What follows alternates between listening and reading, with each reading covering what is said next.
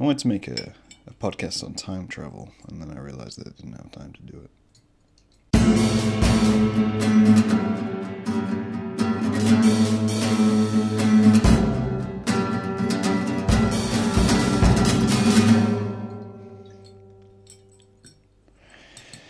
If you were wondering what I'm drinking if you're watching the video today, I experimented recently in the making of homemade Kahlua. And I have to say it turned out extremely well, to be quite frank about the whole situation. I don't think I mean, this is the first time I've experimented making a drink of the alcoholic variety. But I think it went very well, so that is what I'm drinking this evening. This is an evening podcast.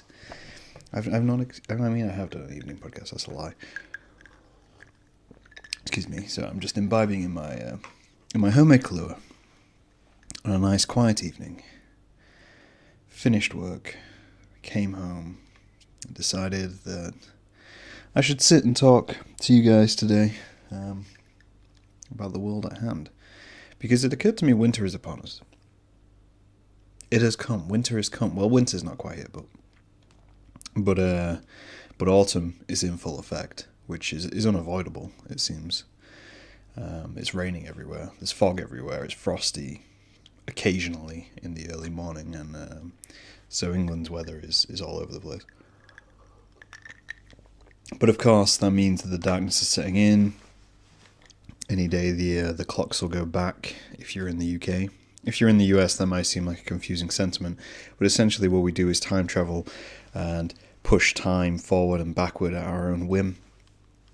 Because in the UK, we're fully aware that time is a construct, so we just want to toy with that idea. But winter comes as a reminder for most people, and it's a hard time for a lot of people, which is never something I've really felt, because when it comes to winter, I love winter.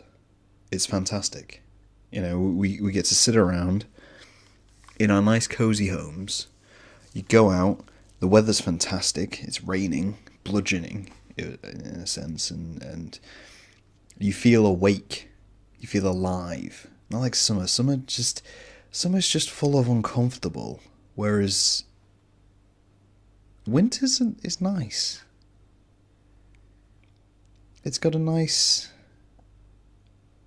dreary sentiment to it, which I really relate to. Shockingly, I know. Ooh, knocking things over. So, getting to the point, winter being a hard time for people is something which I thought I'd broach. I've really wanted to make a podcast for a while now on mental health and the struggles of mental health and how people kind of get around things. This is much better. Okay, so, apologies for the first few minutes of this video. We're on high gain as well, okay. So yeah, we're kind of in a situation where winter is upon us and is creeping in, and a lot of people really struggle with winter.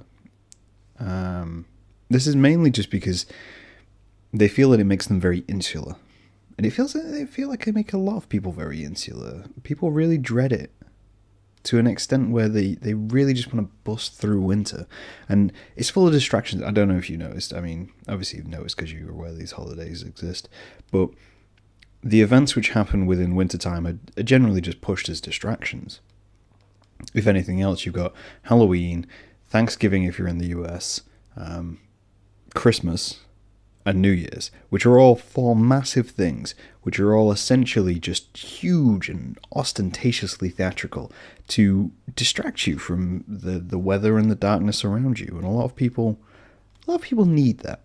It's not something I've ever felt. I've always approached winter quite welcoming, with open arms, because I guess that's the kind of person I am. But it got me thinking about insularity and being one with yourself. And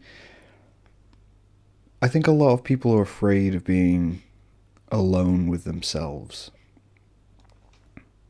And not in a sexual way. I think a lot of people really kind of avoid it.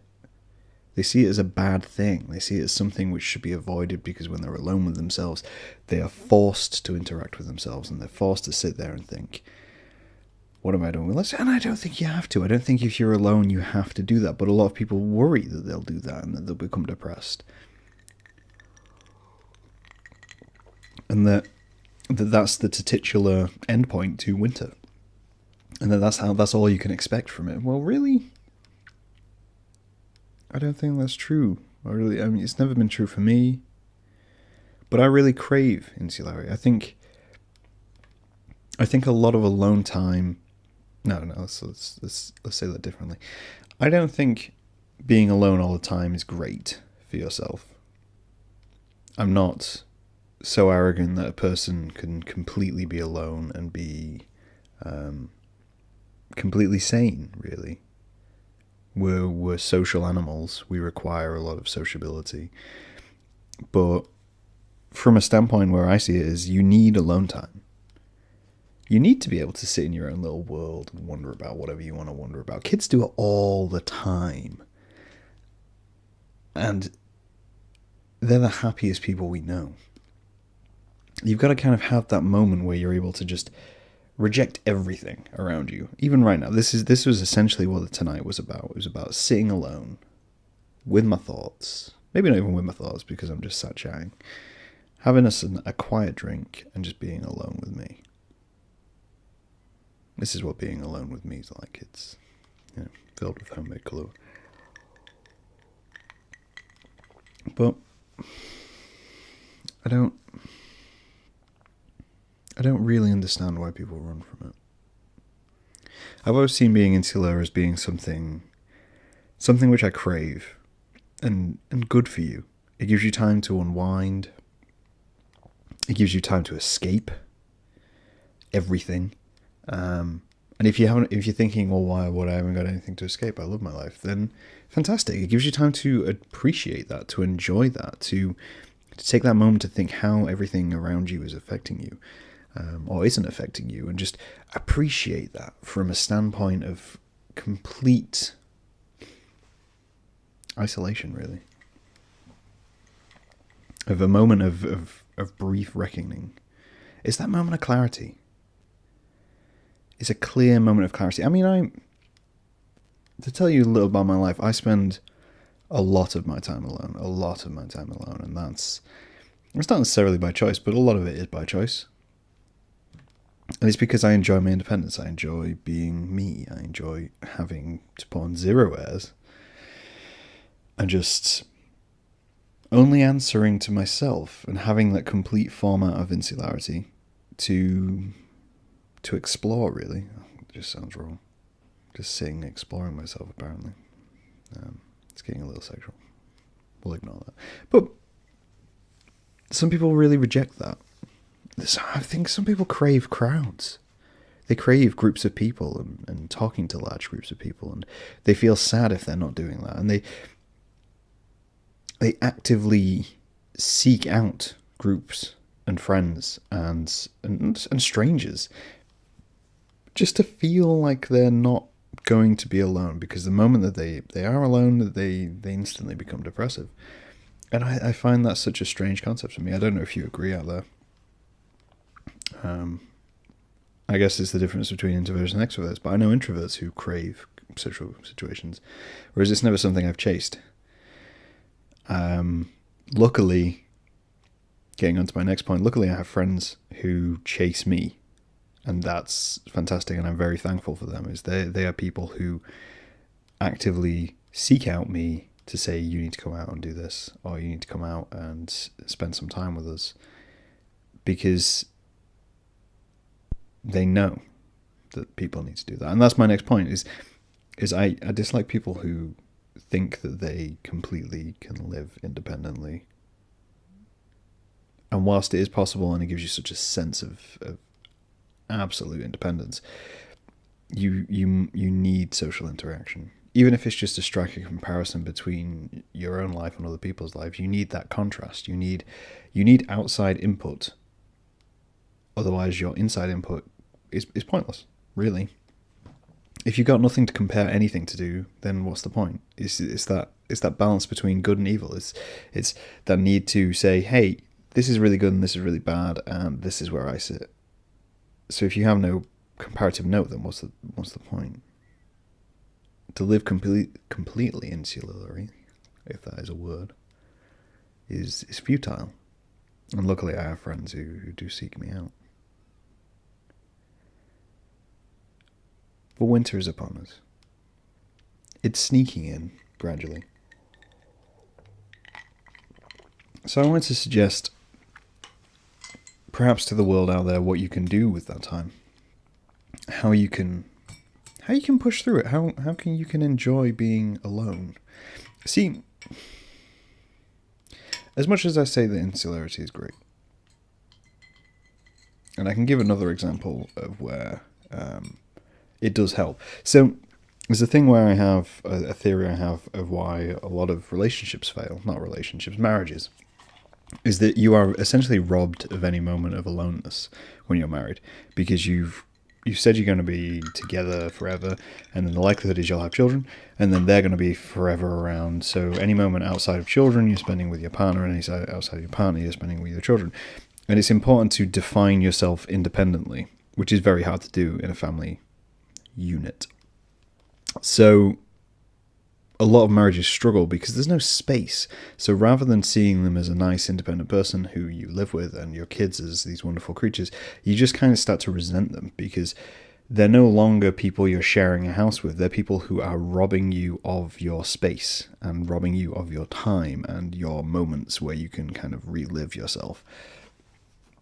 And that's a huge impact on the psyche of anyone, really. It's like, it's just invading. It's the same with work. If you've been at work too long and you haven't done, anything to kind of give yourself that space, or you can't do anything to give yourself that space, and then having the people there all the time, it's too much.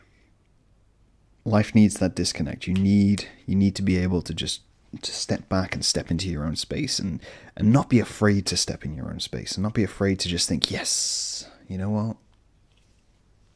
We can let go for a moment. And it can be as simple as reading a book, or pretending to read a book, or,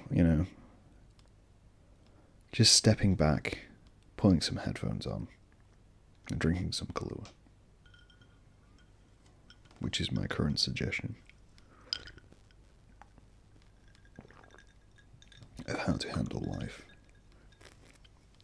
But a lot of people worry about the time they're going to have of being alone too long. And whilst I say it's not healthy to spend all of your time alone, it is required. And I think maybe I see it as development time. I'm never done developing myself. Never. I'm aware that I'm... It's so strange. I'm aware that I'm not perfect. Which is strange, right? Because of course I'm perfect. No, I'm aware that I'm not perfect. So I use that time to be productive. I use all my time to try and be productive, essentially.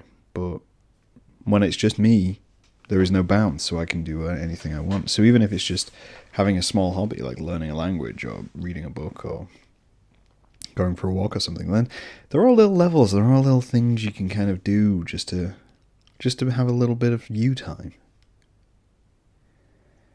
To look inwardly. There's a lot of talk about Jim Carrey at the moment, who's been very inwardly looking. And the new documentary is coming out. And there's a lot of talk about his previous relationship, and obviously his partner died. I don't know the ins and out details, but I do know I've seen a few interviews with him and read comments on those interviews. And it's concerning to see how the world sees independent inward thought.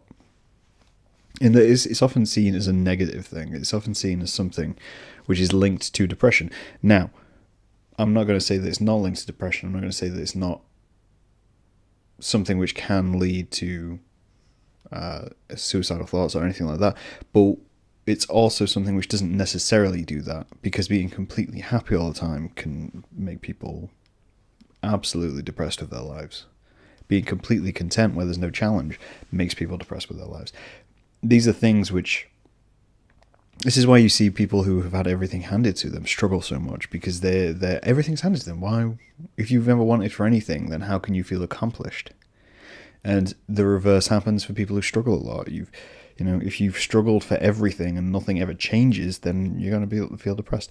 But Jim Carrey he's come from a lot, regardless of whatever your opinion on his life or his situation is, that there has a lot changed for that person.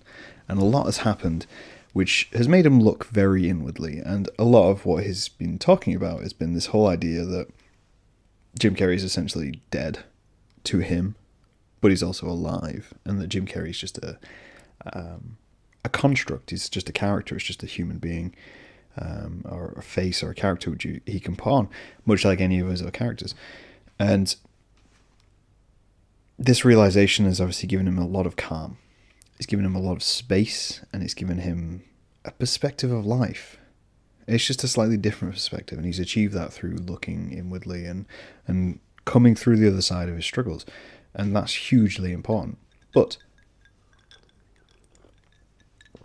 to get to my point, I was reading the comments, and a lot of people were on about how he needed to be on suicide watch, and how someone should be with him all the time because the way he's talking is insane. And I don't see it as insane. And I don't particularly see it as something as enlightened, because he's not saying anything different to what millions of people have said before. All he's doing is just talking about himself and talking about how he's seeing the world now, and that's fantastic. That's basically just concept. All he's doing is talking about himself as a concept, which we are to some extent. And people really struggle with that. They struggle with this idea that you can look at yourself in such a way that you realize that you had something negative, and instead of coming out the other side all merry and happy and super energized, just coming out the other side completely calm and relaxed and completely at one with the idea that you've been through it. And that's achieved through being insular. I have no idea if that makes any sense. And it's not the clue of talking, and I realise now I'm talking in circles. I guess what I want to do is I just want to broach this idea that winter has arrived, and a lot of the connotations of winter are depression and being alone and struggling to deal with oneself during those months. Some of it's chemical imbalance, stuff like vitamin D, which you're not getting enough of. Take vitamin D tablets if you're feeling low energy during winter, by the way. It's the miracle, which is chemical substitutes. But there's a lot of hefty connotation with it, and there's a lot of hefty, I think fear maybe is the right word. There's a lot of fear about it. People struggle with it, and I guess I wanted to broach that and think why that is. Why people would be so alone to be afraid with themselves. Just realised those words are backwards. Be so afraid to be alone with themselves. And I think it is that. It's the idea that people think when they're alone with themselves that they can only be depressed. And I don't think the media helps with that. I don't think anything helps with that, because everything you read is if someone's alone and they're happy being alone, that they're waiting for death. I think a lot of literature, films suggest that if someone's alone with themselves, that they're wrong. Every major film where an insular, reclusive character meets an outside character is that they are alone, grumpy, sad, or, on the brink of suicide, and then they meet this wild, outgoing, loud character on the outside who instantly improves their lives. And that's media for you. That's media skewing the message. I mean, it's essentially just an idea, but you got to think, well, not everyone does that. Not everyone needs that. Yes, they need some of that, but spending your time with yourself is not a bad thing. And it's not something you should be afraid of. It's something you should embrace to some extent. It's something which you should look to include in your life if you can. It's as I was saying about relationships earlier, is a lot of it is that you don't have time for yourself, and a lot of people really struggle because of that. They struggle that there's not a place they can go and just be and relax. But there's the other side of that. I know of a lot of relationships My past relationship definitely was a bit affected by this idea that there's too much time independent from one another. And that can have a damaging effect. And it's really about striking that balance. And if you feel that you're in that balance and you feel that you're being affected by it, you need to discuss it with friends and family and your partners. Because it's an important part. It's an important part of being and growing and understanding yourself. And the more you're aware of yourself, the better you can handle any situation because you're aware of how you might react.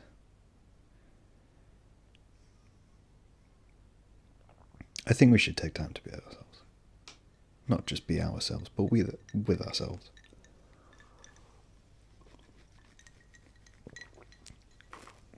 And alone time should be cherished, not feared.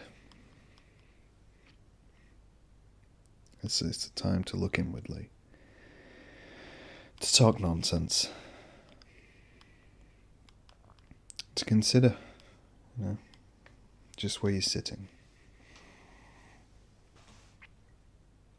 and how you'll be when you enter back into the social. I hope this helps someone. I'll talk to you guys later.